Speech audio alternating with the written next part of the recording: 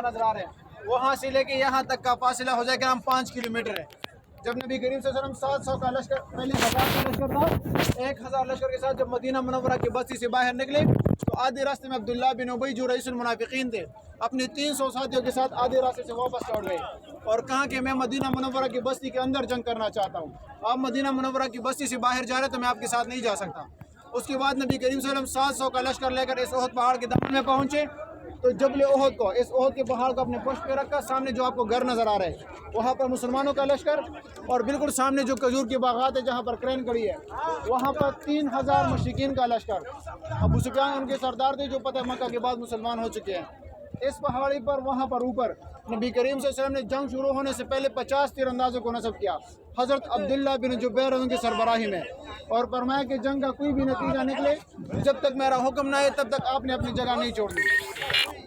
हफ्ते के रोज़ जैसे जंग का आगाज़ हुआ पहले मरहले में मुशरिकीन मक्का को शिकस्त हुई और उनकी पैदल वाले लश्कर ये मैदान छोड़कर यहाँ से भाग निकले। तो इस पहाड़ी के ऊपर जो असहाब किराम नस्ब थे उन्होंने आपस में मशवरा किया कि लिहाजा हम जंग जीत चुके हैं, हमें नीचे जाना चाहिए और माल गनीमत इकट्ठा करना चाहिए।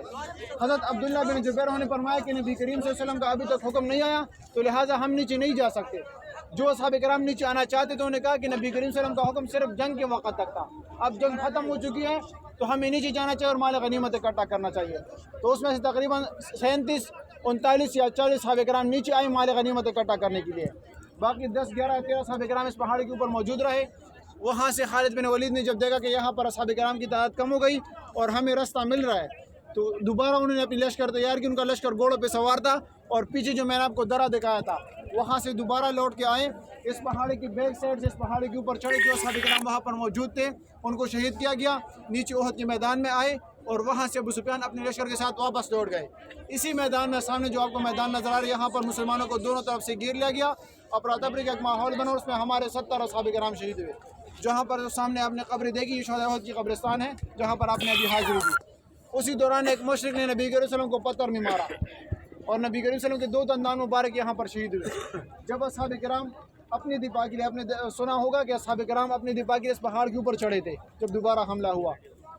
तो सामने देखें, आपकी बिल्कुल पीछे देखें भाई साहब, ये पहाड़ का नज़दीक हिस्सा नज़र आ रहा है आपको, ये पहाड़ का जो नज़दीक हिस्सा है।